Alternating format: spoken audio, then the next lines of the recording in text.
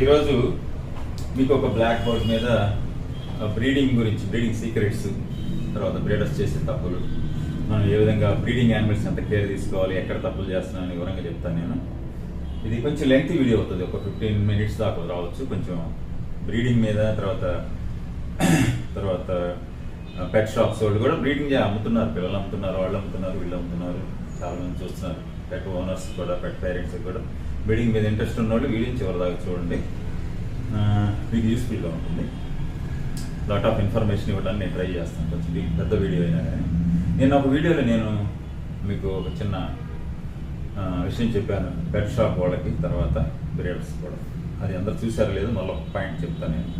చాలామంది pet shop వాళ్ళు vaccines అమ్మటం, తర్వాత షెడ్యూల్ హెచ్ డ్రగ్స్ అని ఉన్నాయి, ఇవి అమ్ముతున్నారు. దయచేసి చేయమాకండి, పనిగా మంచి పద్ధతి కాదు. ఎందుకంటే మళ్ళీ ఒకసారి చెప్తాను, మీకు కోపం రావచ్చు. నేనేది డాక్టర్ గారు తను ఏదో వైద్యం చేసుకోకుండా, వీడియోలు చూసుకోకుండా మనకేదో వార్నింగ్ ఇస్తున్నాడు అని అనుకోవచ్చు. అట్లా అనుకోవద్దు దయచేసి, ఎందుకంటే మీరే ఇబ్బంది పడతారు. షెడ్యూల్ హెచ్ డ్రగ్స్ అనేది ఓన్లీ క్వాలిఫైడ్ డాక్టర్స్ కానీ, రిజిస్టర్డ్ వెటనరీ డాక్టర్ కానీ, రిజిస్టర్డ్ మెడికల్ ప్రాక్టీషనర్ దగ్గరే ఉండాలి. షెడ్యూల్ హెచ్ డ్రగ్స్ అని ఉంటాయి చూడండి, డ్రగ్ మీద షెడ్యూల్ హెచ్ డ్రగ్స్లో వ్యాక్సిన్స్ కూడా వస్తాయి. అవి లైఫ్ సేవింగ్. అంటే వ్యాక్సిన్స్ కానీ, షెడ్యూల్ హెచ్ డ్రగ్స్ కానీ మీరు అమ్మకూడదు. ఎవరు పెట్ షాప్స్ వాళ్ళు కానీ, బ్రీడర్స్ కానీ మీ దగ్గర దొరికితే అది శిక్షార్హం, అది కేసు రాస్తారు, ఆ తర్వాత ఇబ్బంది పడతారు. మళ్ళీ ఒకసారి ఈ వీడియోలో కూడా మళ్ళీ రిపీట్ చేస్తాను. ఎందుకంటే మీ పని మీరు చేయండి, మీరు కుక్క పిల్లలు అమ్ముకోండి, పైసలు సంపాదించుకోండి, తప్పు లేదు, నేను కాదంటున్నా. తర్వాత ఓనర్స్ని కూడా చీట్ చేయొద్దు దయచేసి. చాలామంది ఎథికల్ ఓనర్స్ ఉన్నారు, ఎథికల్ బ్రీడర్స్ ఉన్నారు, నేను కాదంటలా. ఒక 70% మంచి వాళ్ళు ఉంటారు జనరల్గా ఈ సొసైటీలో, బ్రీడర్స్లో కానీ ఎవరైనా కానీ. ఒక 10, 20, 30% ఏంటంటే బ్రీడర్స్లో కూడా చిల్లర వేసుకాళ్ళు, డబ్బులు ఎట్లా సంపాదిద్దాం, ఎవరిని మోసం చేద్దాం అనే పని మీదనే ఉంటారు వాళ్ళు. డాగ్స్ మెయిన్గా బ్రీడింగ్ సీక్రెట్స్ కొన్ని చెప్తాను సింపుల్గా, మళ్ళీ ఇంకొక నెక్స్ట్ వీడియోలో ఇంకొన్ని చెప్తాను. మెయిన్గా బ్రీడర్స్ ఎక్కడ ఇబ్బంది పడుతుంటారంటే, ఓనర్స్ కానీ బ్రీడర్స్ కానీ ప్రెగ్నెన్సీ పీరియడ్లో కేర్ తీసుకోవాలి.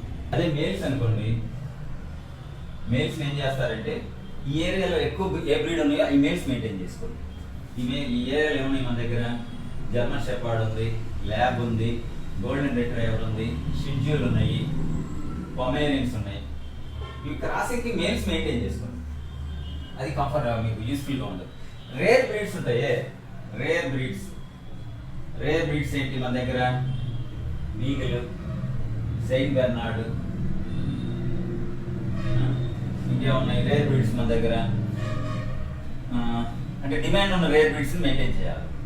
బీగిల్, సెయింట్ బెర్నార్డ్, ఇట్లాంటి రేర్ బ్రీడ్స్ ఇంకొక 2-3 యాడ్ చేసుకోండి, 2 more మీ ఇష్టం. ఈ మాత్రం ఫిమేల్ మెయింటైన్ చేసుకోండి, అర్థమైంది కదా. కామన్గా ఉండే బ్రీడ్స్ ఏమో మేల్స్ మెయింటైన్ చేసుకోండి. రేర్ ఉన్న బ్రీడ్స్ ఫిమేల్స్ మెయింటైన్ చేయడం వల్ల మీకు అడ్వాంటేజ్ ఏంటంటే, మీరు ఈ మేల్స్ క్రాసింగ్ ఇచ్చుకోవచ్చు. క్రాసింగ్ ఇచ్చుకుంటే నెలకు 4 సార్లు ఇచ్చుకున్నా కానీ 4 10 40,000 లేకపోతే 4 20,000 వస్తుంది మీకు, మంచి క్రాసింగ్స్ ఇచ్చుకుంటే. అది ఒక ఇన్కమ్ మీకు. ఫిమేల్ ఏంటంటే మీకు అట్లీస్ట్ 1 లీటర్ వచ్చినా కానీ రేర్ బ్రీడ్స్లో మీకు ఇది అదనపు ఇన్కమ్ అన్నమాట, అదనపు ఇన్కమ్ ఉంటుంది. అర్థమైంది నేను చెప్పేది. అందుకని మీరు మేల్స్ మెయింటైన్ చేయడం మీద కాన్సన్ట్రేట్ చేసుకోండి. సపోజ్ మీరు ఫిమేల్ మంచి మేల్తో క్రాస్ చేశారనుకోండి, మీకు పిల్లలు మంచిగా వస్తాయి. ఈ పిల్లలు వచ్చే వాటిలో కూడా అన్నిటిని అమ్ముకోకూడదు, కకృతిపడి గుర్తుపెట్టుకోండి, కకృతిపడి అమ్మకూడదు. మంచి పిల్లలు ఉంటాయి, వీటిలో 2-3 2 or 3 మేల్ ఆర్ ఫిమేల్స్ని నెక్స్ట్ జనరేషన్కి మీరు క్రాసింగ్ కట్టి పెట్టుకోవాలి. మీరేం చేయాలి? సపోజ్ 10 పిల్లలు పుట్టినాయి, 1 జారిపోతాయి, 8 ఉంటాయి, 1 మేల్ ఇచ్చినోడికి ఇవ్వాలి. అంటే నెట్ నుండి 6-7 మిగులుతుంది. ఈ 6-7లో ఒక 2 pups 3 pups మంచి వాటిని సపరేట్ చేసుకొని, మంచి ఫీచర్స్ ఉన్న వాటిని మీరు బ్రీడింగ్ కోసం సపరేట్గా వాడుకోవాలి. దీనివల్ల ఏంటంటే మీరు కొత్తగా పిల్లలు కొనే ఖర్చు ఉండదు మీకు. మీ వాటిల్లోనే మంచి సెలెక్ట్ చేసుకోవాలి. అవి ఒక్క పిల్లలు కొనడానికి వచ్చినట్టు చూపించకూడదు. అది చూపిస్తే ఉంది వాడు నాకు ఇదే కావాలంటే, మీరు డబుల్ రేట్ పెట్టినా వాడు కొంటాడు అది. కానీ మీకు మంచి జనరేషన్ మిస్ అవుతున్నారు. అందుకనేసి మీరు వాడికి చూపించకుండా అది అట్టి పెట్టుకొని అటు బ్రీడింగ్ కోరుకోవాలి. అది ఒక ఇంపార్టెంట్ పాయింట్. ఇంకొకటి, మీరు పిల్లల్ని అమ్మడం వల్ల ఏంటంటే మీరు సపోజ్ మేల్ క్రాసింగ్కి వస్తాడు కదా, మీ మేల్ క్రాసింగ్కి వచ్చిన ఫిమేల్ డాగ్ ఓనర్ ఉంటాడు కదా, వాడు బ్రీడర్ అవ్వచ్చు, ఓనర్ కావచ్చు. వాడి పిల్లలు అమ్ముకునేటప్పుడు వాడు చెప్తాడు, నేను ఫలానా ఆయన దగ్గర మంచి మేల్ దగ్గర క్రాస్ చేశానండి, నా అందుకనే పిల్లలు కొంచెం ఎక్కువ రేట్ అనుకున్నాను, మంచి క్వాలిటీ అని చెప్పి ఏంటంటే వాడే మీకు ప్రచారం చేసి పెడతాడు. మీకు డేటా గుర్తు పెట్టుకోండి, ఈ ప్రచారం చేసుకునే పని లేదు, వాడే మీకు ప్రచారం ఇచ్చి మీకు మంచి సేల్ వచ్చేటట్టు చేస్తాడు. అర్థమైంది కదా? సో ఈ పాయింట్ మీరు గుర్తు పెట్టుకోండి, చాలా ఇంపార్టెంట్. తర్వాత ఫిమేల్ అమ్మేటప్పుడు ఈ కేర్ తీసుకోండి. ఈ 2 పాయింట్స్ కనుక మీరు కనుక ఫాలో అయ్యేటట్టయితే సక్సెస్ అవుతారు బ్రీడింగ్లో. తర్వాత కెన్నెల్ రెగ్యులర్గా స్టెరిలైజ్ చేసుకోవాలి, అదొకటి చేయాలి మీరు. రెండోది వ్యాక్సినేషన్ ఒకటి, మీ దగ్గర పుట్టిన వాటికి కానీ మీరు బయట నుంచి తీసుకొచ్చే వాటికి కానీ కెన్నెల్ వ్యాక్సినేషన్ ఒకటి ఫాలో అవ్వరు, ఎందుకంటే వ్యాక్సిన్ కాస్ట్ అని చెప్పేసి వ్యాక్సినేషన్ ఒకటి ఫాలో అవ్వరు. తర్వాత సిక్ డాగ్స్ని పెట్టుకుంటున్నారు కొంతమంది బ్రీడర్స్, అది తప్పది, అది ఎప్పుడు పెట్టుకోమాకండి. సిక్ డాగ్స్ ద్వారా మొత్తం మీ అన్ని ఎఫెక్ట్ అయింది, ఆ పని చేయమాకండి. కెన్నెల్ స్టెరిలైజేషన్ గురించి వీటన్నిటి మీద నెక్స్ట్ వీడియో చేస్తాను నేను. అన్ని వీడియోలో ఒకే వీడియోలో అన్ని ఎప్పుడు చెప్తే మీకు అంత కలగాపులం అయింది, మీకు అర్థం కాదు, నెట్ నీకు ఇన్ఫర్మేషన్ అందదు. అందుకని నీకు సపరేట్గా కెన్నెల్ స్టెరిలైజేషన్ మీద అచ్చంగా నేను ఒక వీడియో చేస్తాను.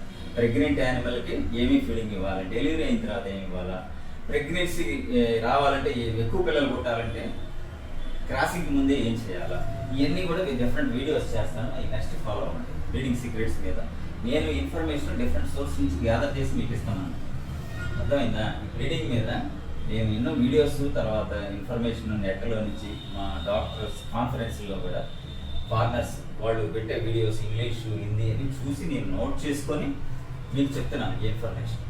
అర్థమైంది కదా?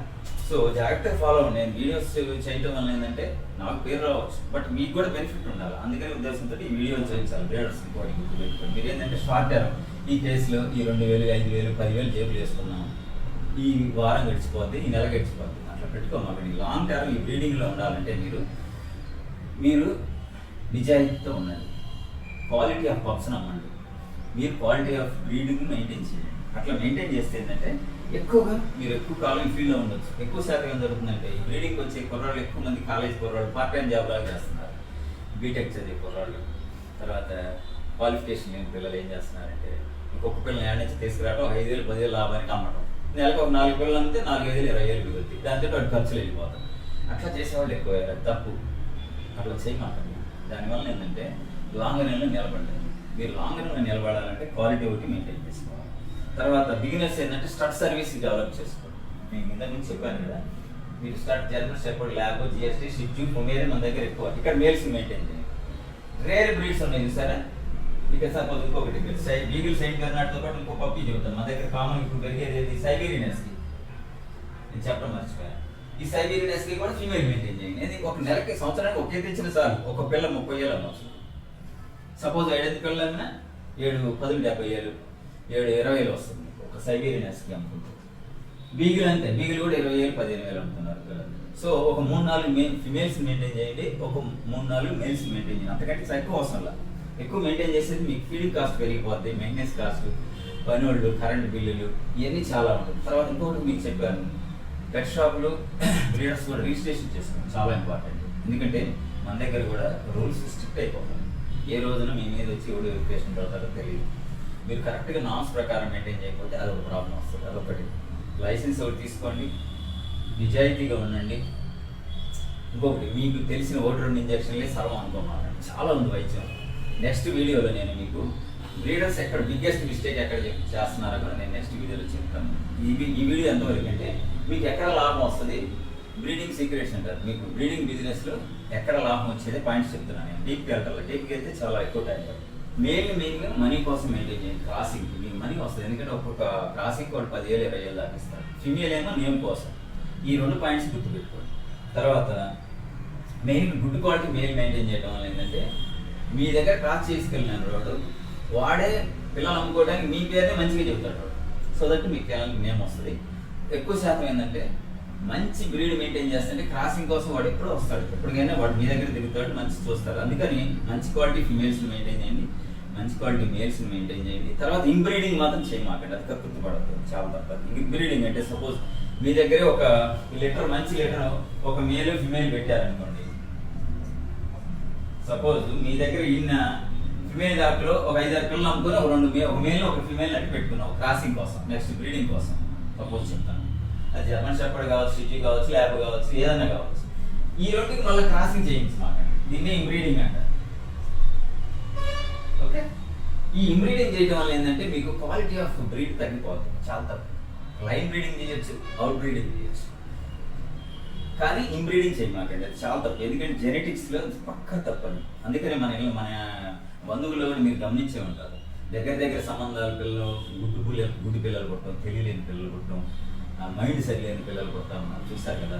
మేనమామ పుట్టుతారు, ఆస్తి పోయింది పైకి చాలామంది. జస్ట్ ఎందుకంటే మీకు ఇన్ఫర్మేషన్ కోసం పెట్టగలని చెప్తున్నాను. ఇంబ్రీడింగ్ మనుషులు ఎట్లా జరుగుతుందో యానిమల్స్లో కూడా జరగకూడదు. అట్లా జరిగిన ఫ్యామిలీస్ మన హ్యూమన్లో, జెంట్స్లో, హ్యూమన్లో కూడా మేనమామం చేసుకున్న వాళ్ళు, తర్వాత దగ్గర బావమతులు పెళ్లి చేసుకున్న వాళ్ళు పిల్లలు ఒకసారి చూడండి మీరు. ఆ పిల్లలు తెలివిగా ఉండరు, బుద్ధి మాన్యం వస్తుంది, చదువులు వెనకబడతారు, హెల్త్ ప్రాబ్లమ్స్ వస్తాయి, చాలా ప్రాబ్లమ్స్ వస్తాయి. అట్లా డాక్టర్లు కూడా అదే జరుగుతుంది. కాకపోతే ఏంటంటే మీకు తెలియదు, ఎందుకంటే దాని నాలెడ్జ్, బ్రీడింగ్ నాలెడ్జ్ ఉండదు. కాబట్టి మీకు ఇంబ్రీడింగ్ మీద వచ్చే ప్రాబ్లమ్స్ చెప్తాను. కెనల్ మెయింటెనెన్స్లో ఎక్కడ ప్రాబ్లమ్, స్టెరిలైజేషన్ ఎట్లా చేసుకోవాలి చెప్తాను. ప్రెగ్నెంట్ యానిమల్ ఎట్లా మెయింటైన్ చేసుకోవాలి, దాని చార్ట్, డైట్ చార్ట్ ఏంటి, తర్వాత ఈయన తర్వాత ఏం కేర్ తీసుకోవాలి, డెలివరీ టైంలో బ్రీడర్స్ ఏమేమి మిస్టేక్ చేస్తారు, ఇవన్నీ కూడా నేను సిరీస్ ఆఫ్ వీడియోస్ రిలీజ్ చేస్తాను. ఒక 10 వీడియోల దాకా వస్తాయి, జాగ్రత్తగా ఫాలో అవ్వండి. ఈ పాయింట్స్ మాత్రం నేను చెప్పినవి జాగ్రత్తగా ఫాలో అవ్వండి. తర్వాత మెయిన్ థింగ్ ఏంటంటే క్వాలిటీ మెయింటైన్ చేయండి. క్వాలిటీ మెయింటైన్ చేస్తే అసలు మీకు కొట్టేవాళ్ళు ఎవరు ఉంటారు. బ్రీడర్స్ ఆ పాయింట్ చాలా జాగ్రత్తగా అబ్జర్వ్ చేయండి, గుర్తుపెట్టుకోండి. ఈ పాయింట్స్ని ఎందుకు మేల్ ఉపయోగం ఉంటుందో మీకు ఇక్కడ క్యాలిక్యులేషన్ ద్వారా నేను చెప్పాను. మేల్ మెయింటైన్ చేయడం మీకు ఉపయోగం, ఇంతకుముందు వీడియోలో కూడా చెప్పాను.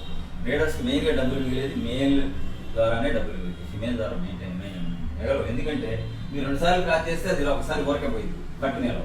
అది ఈయనేదంటే ఒకసారి, ఈయనది 12 పిల్లలు పెట్టినా సగం పోతాయి, చనిపోతాయి. కొన్ని ఏమో ఓనర్కి మేలోడికి ఇవ్వాలి ఆ పిల్లని ఇవ్వాలని చెప్పేసి మీ దగ్గర దాంట్లో క్రాస్ చేయమాట. బ్రదరు సిస్టరు క్రాస్ చేయాలి, ఫాదరు మదరు క్రాస్ చేయమాకండి. తర్వాత దీని బ్రదర్ని దాని సిస్టర్ని కలపమాకండి. అట్లా కలిపి దాన్ని ఇంబ్రీడింగ్ అంటారు. మీకు బ్రీడ్ మంచిది రాదు, అది మంచి పద్ధతి కాదు.